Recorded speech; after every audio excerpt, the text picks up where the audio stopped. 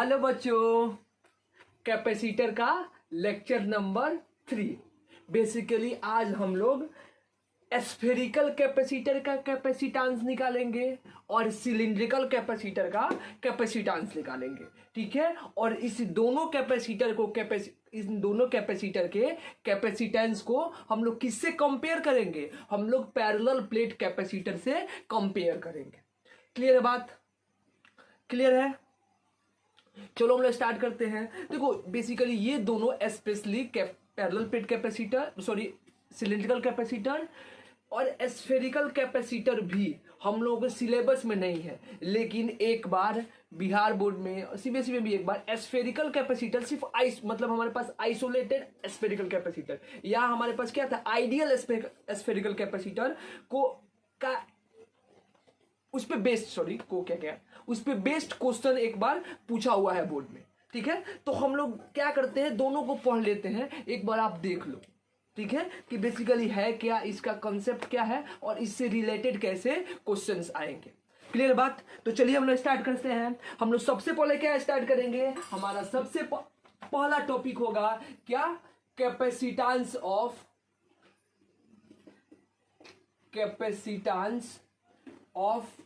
Spherical capacitor.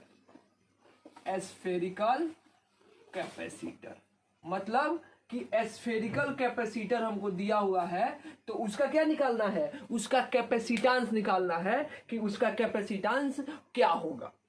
अब देखो spherical capacitor, इसका मतलब क्या हुआ कि इसका जो प्लेट्स होगा, हम लोग कैसे कैपेसिटर को क्लासिफाई कर रहे हैं, उसके शेप के अकॉर्डिंग। अगर उसके शेप क्या था, दोनों अगर हमारे पास जो कैपेसिटर था उसका अगर हमारा प्लेट दोनों का फेस क्या था, पैरेलल था, तो हम लोग उसको क्या बोले थे, उसको हम लोग पैरेलल प्लेट कैपेसिटर बोले थे। अगर स्फेरिकल शेप का होगा तो उसको हम लोग क्या बोलेंगे, स्फेरिकल कैपेसिटर। इसमें होता क्या है, देखो बोर्ड में आता नहीं है इसका प्रूफ, तो हम लोग डायरेक्ट लिखते हैं। इसमें हम लोग को लैंग्वेज वगैरह नहीं लिखना, सिर्फ एक्सप्रेशन पे ध्यान देना है कि हमारे पास क्या होगा कि दो कंसेंट्रिक स्फीयर, एक छोटा वाला स्फीयर और एक क्या है इससे बड़ा वाला स्फीयर। एक का रेडियस कितना हो गया, एक का रेडियस हो गया r1 और एक का रेडियस कितना हो जाएगा r2। एक का रेडियस अज्यूम कर लो r1 और एक का रेडियस कितना हो गया r2। अब ये बताओ, ये जो हमारा स्फीयर होगा ये कंसेंट्रिक होगा, ये तो हम लोग एज्यूम करके चलेंगे कि जो दोनों स्फीयर है वो दोनों क्या होगा, कंसेंट्रिक। इसका मतलब दोनों का जो सेंटर होगा वो एक ही पॉइंट पे होगा। अब ये बताओ, क्या हम इसके शेप या इसके नेचर के बारे में बता सकते हैं कि हमारा जो स्फीयर होगा वो हॉलो स्फीयर होगा कि सॉलिड स्फीयर होगा? तो बच्चों ये कॉमन सेंस का बात है कि जो अंदर वाला हमारा स्फीयर है वो हॉलो स्फीयर भी हो सकता है और सॉलिड स्फीयर भी हो सकता है, दोनों में कोई हो सकता है, क्योंकि अंदर रखना है। अगर बाहर वाला सॉलिड हो जाएगा तो अंदर वाला क्या हो गया, उसके कांटेक्ट में आ जाएगा, तो फिर हम लोग चार्ज को कैसे अलग अलग करेंगे, एक पे पॉजिटिव चार्ज एक पे नेगेटिव चार्ज कैसे देंगे। तो इसीलिए जो अंदर वाला हमारा स्फीयर होगा वो हमारे ऊपर चूज करने पे है कि हम उसको सॉलिड कैपेसिटर चूज कर रहे हैं या सॉलिड कैपेसिटर एज्यूम कर रहे हैं, ले रहे हैं, या hollow capacitor, hollow sphere, sorry capacitor नहीं स्फीयर। ठीक है, अंदर वाले को हॉलो स्फीयर ले रहे हैं या सॉलिड स्फीयर ले रहे हैं, बाहर वाले को हम लोग मैंडेटरी है कि क्या लेना पड़ेगा, हॉलो स्फीयर लेना पड़ेगा। तो अभी एज्यूम कर लो कि हॉलो ही है, सॉलिड भी होगा तो कोई फर्क नहीं पड़ता है।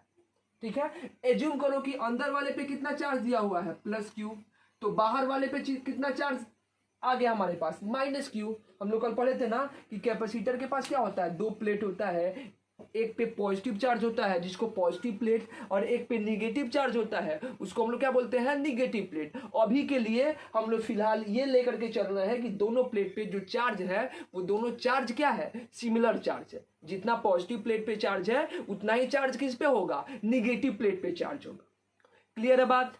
आगे बढ़े हम लोग, हमको क्या निकालना है, कैपेसिटेंस। तो देखो कैपेसिटेंस का सिर्फ एक ही फॉर्मूला होता है, capacitance of any capacitor is equal to C is equal to Q divided by क्या, V, चार्ज बाई क्या, पोटेंशियल डिफरेंस। यही फॉर्मूला होता है किसी भी कैपेसिटर का। जो कैपेसिटेंस होगा दुनिया में किसी शेप के कैपेसिटर होगा उसके कैपेसिटेंस का फॉर्मूला उस पर जो प्रेजेंट चार्ज है और उसके अक्रॉस पोटेंशियल डिफरेंस, हम लोग पोटेंशियल डिफरेंस को क्या लिख रहे हैं, V लिख रहे हैं। तो C इक्वल टू कितना हो जाएगा, Q divided by V। Clear बात?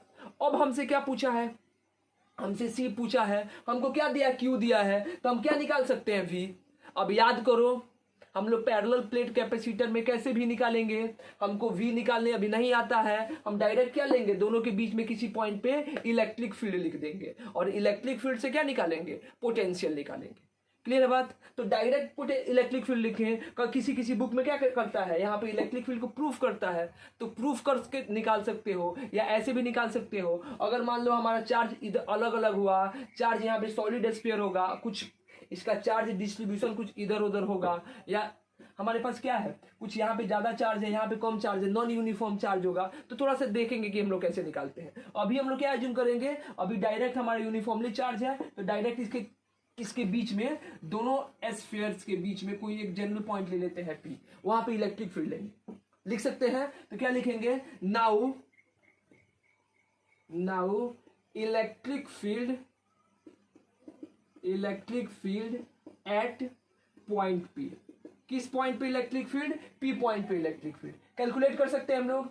अब ये बताओ, ये बाहर वाला क्या है, हॉलो स्फीयर है, तो हॉलो स्फीयर के अंदर इसके लिए यहाँ पे इलेक्ट्रिक फील्ड कितना होगा, 0। हम लोग पढ़े ना कि हॉलो स्फीयर के अंदर इलेक्ट्रिक फील्ड क्या होता है, हमेशा 0 होता है, तो इसके कारण यहाँ पे इलेक्ट्रिक फील्ड कितना हो जाएगा, 0। इसके कारण यहाँ पे इलेक्ट्रिक फील्ड लिख सकते हैं, ये बाहर का पॉइंट है P, तो किसकी तरह बिहेव करेगा, पॉइंट चार्ज की तरह बिहेव करेगा, यानी कि electric field at point P कितना हो जाएगा, के क्यू डिवाइडेड बाई कितना, आर स्क्वायर। लिख सकते हैं इलेक्ट्रिक फील्ड कितना हो जाएगा, K Q by R square. Electric field आ गया, तो हम लोग क्या लिख सकते हैं, इसके बाद हम लोग पोटेंशियल भी लिख सकते हैं। हम जानते हैं रिलेशन, क्या लिख सकते हैं, वी नो दैट, बताइए जल्दी क्या होगा, वी नो दैट, क्या जानते हैं कि डीवी इक्वल टू कितना होता है, माइनस ई डॉट कितना, डी आर। अब डीवी इंटीग्रेट कर दो, कहां से कहां तक, हायर पोटेंशियल पे कौन होगा, ये अंदर वाला कि बाहर वाला, अंदर वाला कहां पे होगा, हायर पोटेंशियल पे हमेशा। ये बेसिकली एक कॉन्सेप्ट है जिसपे हम लोग 1D ग्राफ जनरेटर पढ़ते हैं, या आगे एक बहुत अच्छा क्वेश्चन है जो हमारे पास सीबीएसई बोर्ड में आया हुआ भी है। ठीक है, आगे हम लोग डिस्कस करेंगे। अभी हम लोग जान सकते हैं या इतना एज्यूम करके चलेंगे कि अंदर वाले का पोटेंशियल ज्यादा होगा, ऑब्वियस ही बात है। अरे बाद में लिखेंगे, ठीक है, अभी यहाँ पे मत जाओ। अंदर वाले का पोटेंशियल ज्यादा होगा, बाहर वाले का पोटेंशियल क्या होगा, कम पोटेंशियल होगा। ठीक है, यानी कहां से कहां तक, बाहर वाला का V2 बोल दो, अंदर वाला क्या बोल दो, V1 बोल दो, तो कहां से कहां तक हमारा V2 से लेके कहां तक, V1 तक।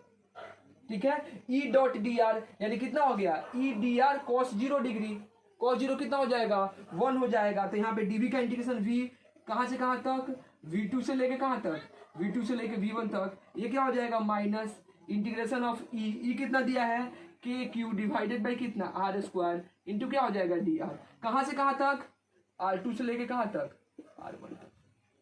लिख सकते हैं के क्यू कॉन्स्टेंट है, बाहर आ जाएगा, ये क्या हो जाएगा, V1 माइनस कितना, V2 is equal to minus k q integration of कितना, 1 बाई, यहाँ पे देखो इंटीग्रेशन ऑफ कितना, 1 बाई आर स्क्वायर इंटू कितना, डी आर। कहां से कहां तक, R1 से लेके कहां तक, R2 तक। अब 1 बाई आर स्क्वायर का इंटीग्रेशन हम सबको पता है माइनस कितना होता है, 1 बाई आर। बार बार नहीं लिखेंगे इसको, हम 1 बाई आर स्क्वायर क्या लिख सकते हैं, आर के पावर -2। हम लोग क्या जानते हैं, x to the power n का इंटीग्रेशन कितना होता है, एक्स के power n+1 divided by n+1। तो आर के पावर -2 का इंटीग्रेशन आर के पावर -2+1 डिवाइडेड बाई -2+1, यानी कि यहाँ से हम लोग इसको डेल्टा भी को या भी बोल दें, इक्वल टू कितना हो गया, माइनस के क्यू इंटू क्या हो जाएगा, -1 बाई आर। कहाँ से कहाँ तक, R2 से लेके R1 तक गलत लिख रहे हैं, R2 से लेकर के कहाँ तक, R1 तक।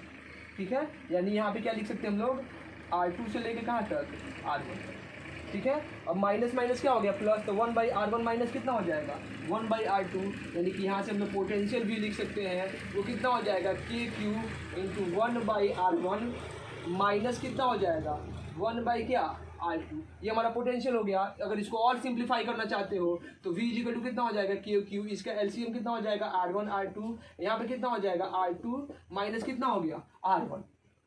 ठीक है, यानी कि V हम लोग निकाल लिए, के क्यू R2 माइनस R1 डिवाइडेड बाई कितना, R1 माइनस क्या, सॉरी R1 इंटू क्या, R2।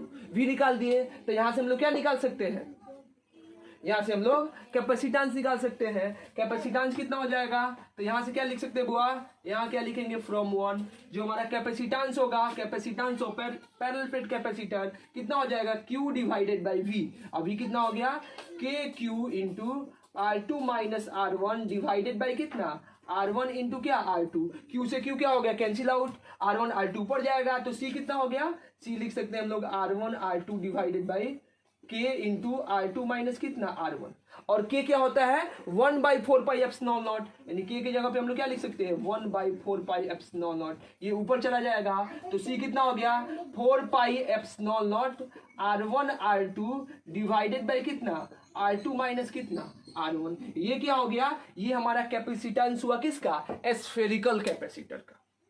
इसका मतलब कि हमारे पास अगर कोई जनरल स्फेरिकल कैपेसिटर दिया हुआ है जिसके एक स्फीयर का रेडियस R1, दूसरे का रेडियस कितना है R2, तो उसका जो कैपेसिटेंस होगा वो कितना होगा 4 pi epsilon naught R1 R2 divided by कितना R1 प्लस R2। क्लियर है। लेकिन ये बताओ हम लोग पैरेलल प्लेट कैपेसिटर का जो कैपेसिटेंस निकाले थे वो कितना आया था, थोड़ा इसको कंपेयर करते हैं हम लोग, इसको किससे, पैरेलल प्लेट कैपेसिटर से। कितना आया था बुआ, C इक्वल टू कितना A epsilon not divided by कितना D।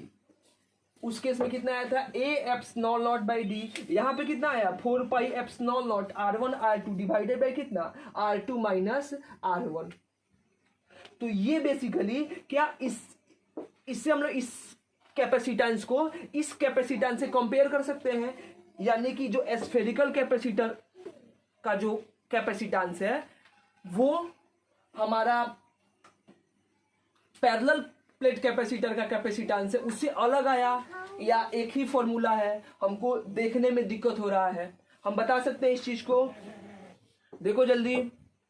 अच्छा ये बताओ बच्चों, अगर ये R इंटू R स्क्वायर बोल दे, फॉर एग्जाम्पल एज्यूम कर लो कि R1 और R2 जो है उसमें क्या है, उसमें बहुत थोड़ा सा डिफरेंस है। फॉर एग्जाम्पल एज्यूम कर लो कि हमारा R1 कितना है, R1 है 10.1 सेंटीमीटर, ठीक है, और R2 हमारा कितना है 10 सेंटीमीटर, R1 कितना है 10 सेंटीमीटर, R2 कितना है 10.1 सेंटीमीटर, यानी कि R1 को लगभग कितना लिख सकते हैं, R1 और R2 को इक्वल लिख सकते हैं, यानी कि R बोल दे दोनों को, तो ये कितना हो जाएगा 4 pi epsilon not into R square हो जाएगा। अब 4 पाई इंटू R स्क्वायर क्या होता है, एरिया होता है, सरफेस एरिया किसका, स्फीयर का सरफेस एरिया कितना होता है 4 पाई R स्क्वायर, यानी A हो गया, तो A एप्सिलॉन नॉट, और D क्या होता था याद करो, D दोनों प्लेट के बीच का सेपरेशन होता था, और यहाँ पे क्या हो जाएगा R1 R2 माइनस R1 जो होगा वो भी क्या होगा, इस दोनों प्लेट के बीच का गैप हो गया, सेपरेशन हो गया, यानी कि ये जो फॉर्मूला है आया है C is equal to 4 pi epsilon naught R1 R2 divided by R2 माइनस R1, वो लगभग क्या है वही फॉर्मूला है C is equal to A epsilon naught by D। Basically हम लोग उसको देख नहीं पा रहे हैं। क्लियर हुआ, यानी कि ये जो हमारा है वो किसकी तरह है, पैरेलल प्लेट कैपेसिटर की तरह ही है। ये भी किस पे डिपेंड करेगा, ये भी उसके शेप पे डिपेंड करेगा कि उसका साइज कितना बड़ा है, उस पे डिपेंड करेगा, और किस पे डिपेंड करेगा, मीडियम पे डिपेंड करेगा कि हम लोग कौन सा मीडियम है, वैक्यूम है, एयर है कि कोई और डाइलेक्ट्रिक मीडियम को हम लोग इंसर्ट करके रखे हैं दोनों प्लेट्स के बीच में। ठीक है, तो ये हमारा जनरल फॉर्मूला हुआ। इस फॉर्मूला को याद रखो, इस पे क्वेश्चन आता है, HCB में भी बहुत सारा क्वेश्चन है। हमारा क्या हो जाएगा, किसी जनरल स्फेरिकल कैपेसिटर का जो कैपेसिटेंस बनता है उसका फॉर्मूला क्या होगा, 4 pi epsilon naught R1 R2 divided by R2 माइनस R1। क्लियर है, जल्दी से इसको लिखिए। अब हम लोग इसका इसका एक स्पेशल केस पढ़ रहे हैं, या आइसोलेटेड स्फीयर का कैपेसिटेंस पढ़ रहे हैं। ठीक है, जल्दी से लिखो इसको।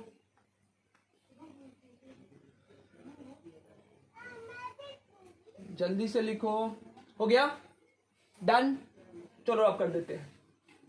अच्छा ये बताओ हमको क्या लेना है, आइसोलेटेड स्फीयर का कैपेसिटेंस, आइसोलेटेड स्फीयर का कैपेसिटेंस। अच्छा याद है जब हम आप लोगों को एक क्वेश्चन बताए थे, जब हम आप लोगों से पूछे थे जो कैपेसिटेंस होता है C is equal to Q by V, वहां पे जो कैपेसिटी है कैपेसिटर का वो किस चीज पे डिपेंड करता है, चार्ज पे कि पोटेंशियल पे।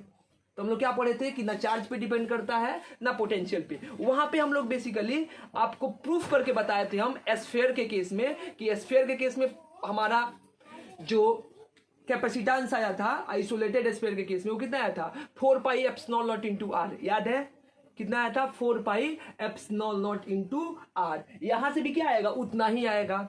कैसे आएगा चलिए देखते हैं। हम लोग क्या लेंगे यहां से स्पेशल केस। तो यहां से केस लेकर के चलो कि एज्यूम करो कि स्पेशल केस, या यहां पे लिख दो for isolated a sphere, isolated a sphere के लिए।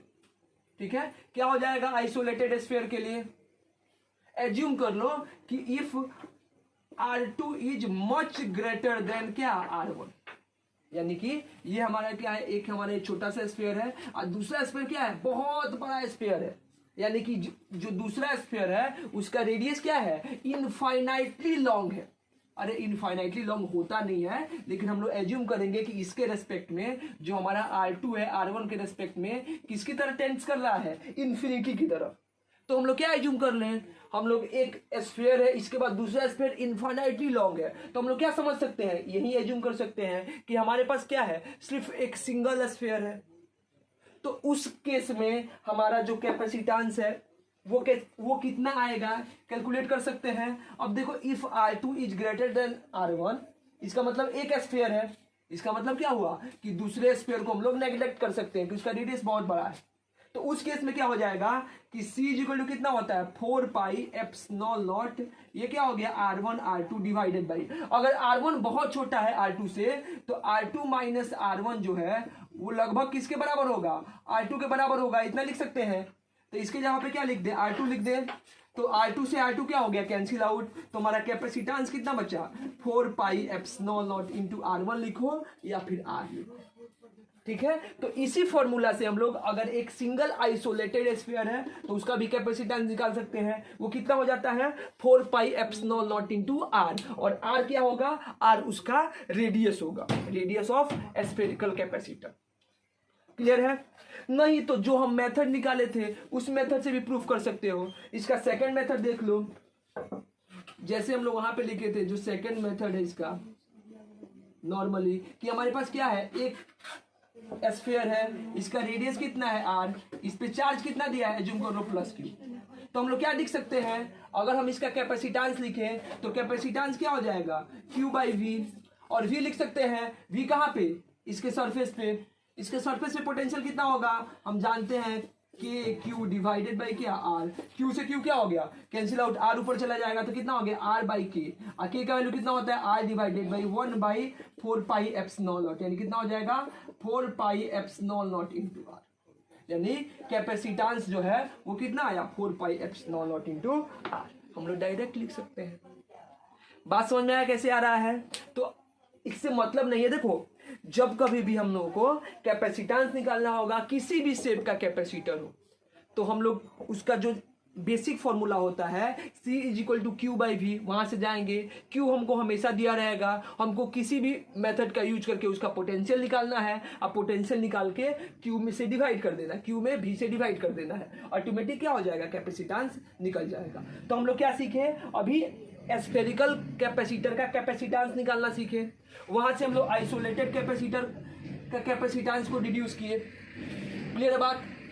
यहां से क्वेश्चन क्या आया हुआ है, यहां से क्वेश्चन बना हुआ है, एक बार बिहार बोर्ड में 2 मार्क्स का क्वेश्चन आया था कि अर्थ का कैपेसिटेंस कितना होगा निकालिए, find the capacitance of earth, earth के पास कितना कैपेसिटेंस होगा। तो कैपेसिटेंस का फॉर्मूला क्या होगा आइसोलेटेड है अर्थ अकेला है तो कितना लिख सकते हैं 4 pi epsilon naught into r. Clear है। 4 कांस्टेंट है, पाई कांस्टेंट है, एप्सिलॉन नॉट का वैल्यू पता है, और आर के जगह पे क्या लिख देंगे रेडियस ऑफ अर्थ, और रेडियस ऑफ अर्थ अगर लिख देंगे हमको दिया हुआ होगा तो वहां से क्या निकल जाएगा वहां से कैपेसिटेंस निकल जाएगा। ये आप लोग इजीली कैलकुलेट कर सकते हो। क्लियर है कैसे निकालना है। फील हुआ। आप लोग खुद से भी कर सकते थे। ऐसे ही हम लोग एग्जैक्टली किस चीज को कैलकुलेट कर सकते हैं, ऐसे ही हम लोग एग्जैक्टली किसके लिए सिलिंड्रिकल कैपेसिटर के लिए भी निकाल सकते हैं। क्या सिलिंड्रिकल कैपेसिटर के लिए भी हम लोग किस चीज को निकालेंगे सिलिंड्रिकल कैपेसिटर के लिए भी हम लोग कैपेसिटेंस को निकाल सकते हैं। क्लियर है। रब कर दें। तो चलिए हम निकालते हैं। अगला टॉपिक क्या होगा? अगला टॉपिक हमारा होगा capacitance of A cylindrical capacitor. Capacitance of A cylindrical capacitor. आप लिखो यहां पे, अगला टॉपिक होगा capacitance of A cylindrical capacitor. कि सिलिंड्रिकल कैपेसिटर का कैपेसिटेंस क्या होगा, ठीक है। फिर क्या बनाएंगे हम लोग? अगर सिलिंड्रिकल कैपेसिटर बनाना है, इसका मतलब क्या होगा कि यहाँ पे क्या होगा, दो प्लेट्स होगा और प्लेट्स का जो शेप है वो सिलिंड्रिकल फॉर्म में होगा। क्लियर है बात? तो चलो हम लोग यहाँ पे क्या लेते हैं, दो सिलेंडर ले लेना है। एक सिलेंडर छोटा सा, इस सिलेंडर को कैसे हम लोग एज्यूम करना है, इस सिलेंडर को सॉलिड हॉलो कुछ भी ले सकते हैं। दूसरा जो सिलेंडर होगा, ये बड़ा सा सिलेंडर ले लेते हैं। चलिए दूसरा सिलेंडर हमारा बड़ा सा सिलेंडर होगा, ठीक है। एज्यूम कर लो इस दोनों सिलेंडर का लेंथ कितना है, एल। पहले का रेडियस कितना है, ए, और दूसरे वाले का रेडियस कितना है, बी, ठीक है। इसके यूनिट लेंथ पे एज्यूम करेंगे कि इसका जो एरिया है बहुत कम है, किसके रेस्पेक्ट में, इसके लेंथ के रेस्पेक्ट में। तो जो टोटल चार्ज है इसके लेंथ पे आया है, पर यूनिट लेंथ इस पे चार्ज कितना है, अंदर वाले किस पे, अंदर वाले बेसिकली सिलेंडर पे कितना है, लैम्डा। या एज्यूम कर लो कि अंदर वाले सिलेंडर पे कितना चार्ज दिया है, क्यू प्लस क्यू, बाहर वाले पे कितना है, माइनस क्यू। हमको क्या निकालना है, फिर इसका कैपेसिटेंस निकालना है। किसी, देखो बच्चों, किसी भी टाइप का कैपेसिटर हो, अगर उसका कैपेसिटेंस लिखना है तो कैपेसिटेंस लिखने का एक ही फॉर्मूला होता है कि कैपेसिटेंस ऑफ एनी कैपेसिटर वो कितना हो जाएगा, Q डिवाइडेड बाई क्या, V। Capacitance of any capacitor is equal to Q divided by V, charge per unit potential. Charge per unit potential difference को हम लोग क्या बोलेंगे, कैपेसिटेंस। हमको चार्ज दिया है, फिर क्या निकालना है, पोटेंशियल। पोटेंशियल कैसे निकालना है हम लोग, बार बार कि बीच में कोई एक जनरल पॉइंट सेलेक्ट कर रहे हैं, यानी एज्यूम कर लो यहाँ पे एक पॉइंट पी है, वहां पे इलेक्ट्रिक फील्ड लिख सकते हैं। तो क्या लिखेंगे, now electric field at point क्या, पी। अच्छा ये बताओ, ये हॉलो सिलेंडर है बाहर वाला, तो हम लोग पढ़े थे ना कि हॉलो सिलेंडर के अंदर इलेक्ट्रिक फील्ड का वैल्यू कितना होता है, 0। ये हम लोग प्रूफ किए थे कि सिलेंडर के अंदर इलेक्ट्रिक फील्ड कितना होता है, हॉलो सिलेंडर के अंदर इलेक्ट्रिक फील्ड 0, यानी कि इसके कारण यहाँ पे इलेक्ट्रिक फील्ड कितना हो गया, 0। ये क्या करेगा, ये फील्ड सेट करेगा। और अगर मान लो इसका एरिया हम लोग एज्यूम करके चलेंगे कि इसका जो एरिया है इसके लेंथ के रेस्पेक्ट में क्या है, बहुत छोटा है, इसका एरिया लेंथ के रेस्पेक्ट में बहुत छोटा है, तो बेसिकली ये किसकी तरह बिहेव करेगा, वायर की तरह बिहेव करेगा। अब ये मान लो कि ये अगर मान लो कि बहुत लंबा वायर था, इसके रेस्पेक्ट में इसका लेंथ बहुत ज्यादा है, तो यहाँ पे हम लोग लॉन्ग इनफाइनाइट वायर का फॉर्मूला लगा सकते हैं। कितना हो जाएगा, E इक्वल टू कितना, 2k लैम्डा डिवाइडेड बाई क्या हो जाएगा, R। R क्या हो गया, यहाँ से इसका डिस्टेंस एज्यूम कर लो, यहाँ से R डिस्टेंस, तो क्या लिखेंगे, 2k लैम्डा डिवाइडेड बाई क्या हो जाएगा, R। यानी E कितना हो गया, 2k लैम्डा डिवाइडेड बाई क्या, R। लैम्डा हमको नहीं दिया है, तो लैम्डा क्या होता है, चार्ज पर यूनिट लेंथ। तो चार्ज कितना है, Q, और लेंथ कितना है, L। तो यहाँ से ये भी हम जानते हैं कि लैम्डा कितना हो जाएगा, Q डिवाइडेड बाई कितना, L। लिख सकते हैं लैम्डा कितना हो जाएगा, Q डिवाइडेड बाई L। तो रखो यहाँ से, तो इलेक्ट्रिक फील्ड कितना आ जाएगा, E इक्वल टू कितना हो गया, 2k Q डिवाइडेड बाई कितना, L इंटू क्या, R। ऐसे हम लोग इलेक्ट्रिक फील्ड लिख सकते हैं, यानी कि इन दोनों सिलेंडर के बीच में किसी भी पॉइंट पे जो इलेक्ट्रिक फील्ड होगा वो कितना हो गया, 2k Q divided by L into R। L क्या हो गया, इसका लेंथ, और R क्या हो गया, दोनों के बीच का सेपरेशन। अगर हमको क्या मिल गया, अब हमको इलेक्ट्रिक फील्ड मिल गया, तो पोटेंशियल निकाल सकते हैं। कैसे पोटेंशियल निकालेंगे, बस वही फॉर्मूला, वी नो दैट कि dv इक्वल टू कितना होता है, माइनस E डॉट कितना, dr। फिर क्या लिखेंगे, इंटीग्रेट कर दो, dv का इंटीग्रेशन कितना हो जाएगा, v1 से लेके v2 तक, या v2 से लेके v1 तक। अंदर वाला का पोटेंशियल फिर क्या होगा, ज्यादा, कहां से कहां तक, यहाँ पे b से लेके कहां तक, a तक। तो dv का इंटीग्रेशन v हो जाएगा, यानी क्या लिखेंगे, v कहां से कहां तक, v2 से लेके कहां तक, v1 तक, इज इक्वल टू e। का वैल्यू कितना हो जाएगा, 2kq divided by l into r, into कितना हो जाएगा डी आर, माइनस बाहर कहां से कहां तक, बी से लेके कहां तक, ए तक। यहां से पोटेंशियल डिफरेंस V1 माइनस कितना V2 इज इक्वल टू क्या क्या कांस्टेंट है, 2kq divided by L constant है, ये लेंथ कांस्टेंट है, आर चेंज हो रहा है तो क्या हो जाएगा, माइनस के साथ integration of 1 by r into d r, b से लेके कहां तक, ए तक। अब 1 बाई आर, 1 बाई एक्स का इंटीग्रेशन याद है क्या होता है, ln x, तो इसका इंटीग्रेशन कितना हो जाएगा, ln r, 1 by R D R का इंटीग्रेशन कितना हो गया, ln r। तो ये क्या लिख सकते हैं, b लिख दें, v1 माइनस v2 क्या बोलते हैं, v इक्वल टू कितना हो गया, minus 2kq into L ln r, कहां से कहां तक, a से लेके कहां तक, b तक, यानी कि upper limit minus lower limit. तो यहां से क्या हो जाएगा, यहां से हमारा जो v है वो v कितना हो गया, minus 2kq divided by l into कितना हो जाएगा, ln b माइनस कितना, ln a। ठीक है, सॉरी ए से बी, तो क्या लिखेंगे, ln a माइनस कितना हो गया, ln b। अब ln a माइनस b कितना हो जाएगा, हम जानते हैं log a माइनस b किसके इक्वल होता है, log a बाई b के इक्वल होता है। तो चलो इधर ही लिख देते हैं, तो यहां से v कितना हो जाएगा, minus 2kq divided by l into ln a by कितना b, माइनस तो मल्टीप्लाई में इधर जाके पावर पे आ जाएगा, तो v कितना हो जाएगा, 2kq divided by L ln कितना, b बाई a। अरे इसका पावर माइनस होना आएगा तो क्या हो जाएगा, चेंज हो जाएगा, तो कितना हो गया, b बाई a। ये क्या निकालिए, पोटेंशियल, तो हम लोग चार्ज निकाल सकते हैं यहाँ से, तो क्या हो जाएगा बुआ, चार्ज हमारा कैपेसिटेंस बताओ, फ्रॉम 1 क्या लिखेंगे, फ्रॉम 1 से हम लोग क्या लिखेंगे कि c इज इक्वल टू कितना, q divided by 2kq divided by L ln b by कितना a, q से q क्या हो गया, कैंसिल आउट, l कहाँ चला जाएगा, ऊपर, यानी c कितना हो गया, l डिवाइडेड बाई 2 इंटू के इंटू ln कितना, b बाई a। अब k कितना होता है, 1 बाई 4 पाई एप्सिलॉन नॉट, ये ऊपर चला जाएगा, तो कैपेसिटेंस कितना निकला, 4 pi epsilon naught l divided by कितना, 2 ln b डिवाइडेड बाई क्या, ये हमारा हो गया ln b divided by a। ये किस केस में हुआ, ये हमारा सिलिंड्रिकल कैपेसिटर के केस में कैपेसिटेंस निकला कितना, ये डायरेक्ट याद रखते हैं, तो c is equal to 4 pi epsilon naught l, l क्या हो गया उसका length, divided by 2 ln b by a, b क्या हो गया, b और a क्या है, रेडियस ऑफ क्या, रेडियस ऑफ सिलेंडर्स। क्लियर है, मेथड क्या है, बस हमको इससे मतलब है, ये एक अलग से एक वीडियो बन गया, बनाने की जरूरत नहीं है, आप लोग खुद से बना सकते थे। मेथड क्या है, मेथड एक ही है कि अगर किसी भी शेप का हमारे पास कैपेसिटर हो, उस शेप के कैपेसिटर का अगर हमको कैपेसिटेंस निकालना है, तो उस शेप के कैपेसिटर का कैपेसिटेंस निकालने के लिए करना क्या है, c इज इक्वल टू कितना, q divided by b, q क्या हो गया चार्ज और v क्या हो गया पोटेंशियल, और v को क्या रखो, v पोटेंशियल है तो v कैलकुलेट करो। v कैलकुलेट करने के लिए सबसे पहले हम लोग क्या कर रहे हैं, इलेक्ट्रिक फील्ड कैलकुलेट कर रहे हैं, और वहां से क्या निकाल रहे हैं, वहां से पोटेंशियल निकाल रहे हैं।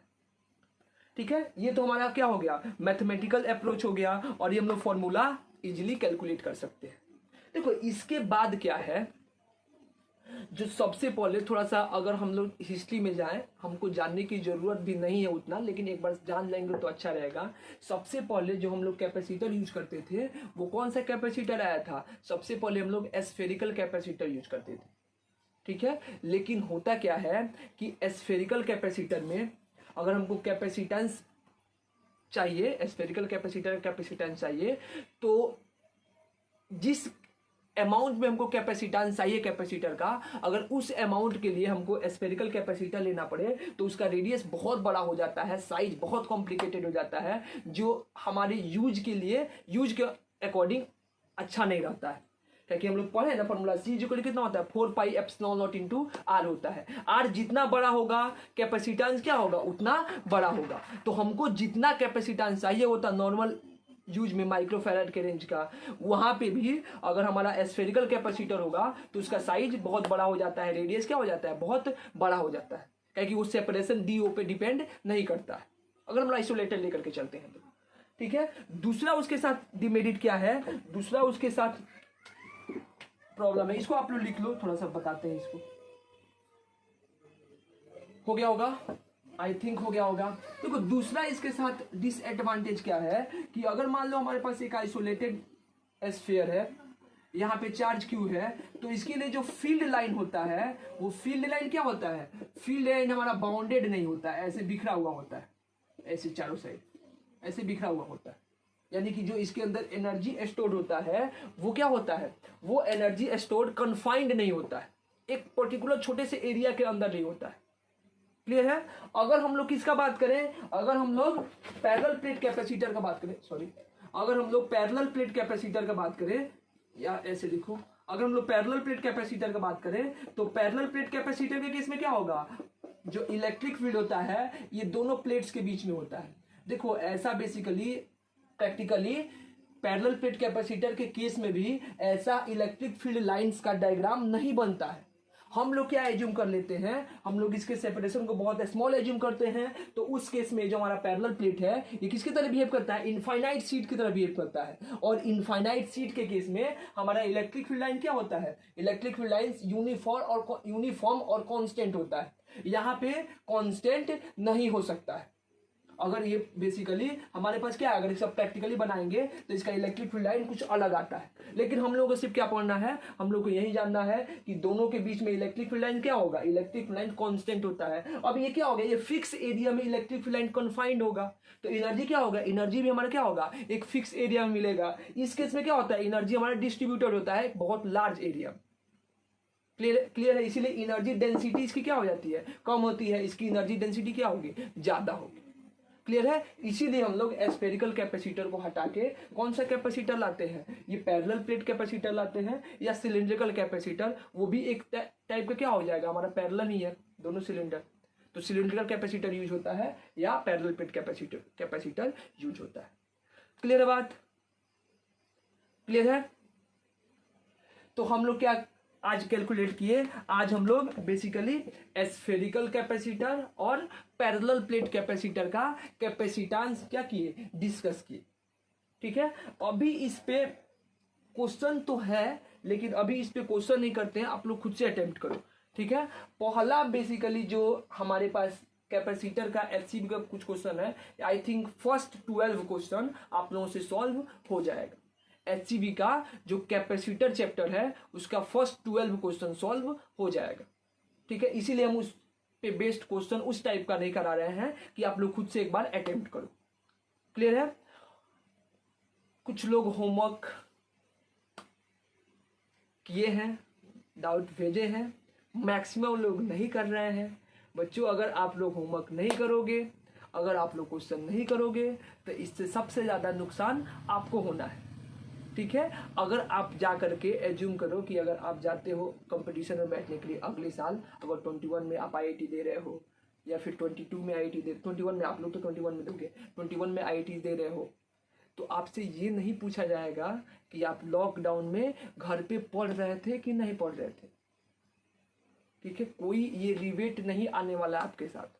तो अगर आपको बताया जाता है, अगर आपको दिया जाता है कि आप लोग क्वेश्चन करिए, आप लोग डाउट पूछिए, तो ये आपके भले के लिए है। अगर आप लोग नहीं करोगे तो सबसे ज्यादा नुकसान आप ही लोगों को होने वाला है। क्लियर है बात। देखो दिक्कत तो हमको है ज्यादा, अगर जितना ज्यादा डाउट आएगा उतना ज्यादा हमको सॉल्व करके भेजना होगा। तो इसीलिए पढ़ो, ये आपके भले के लिए है। होमवर्क करो, पढ़ाई करते रहो। हम लोग नेक्स्ट वीडियो में मिलते हैं, तब तक के लिए ऑल द वेरी बेस्ट।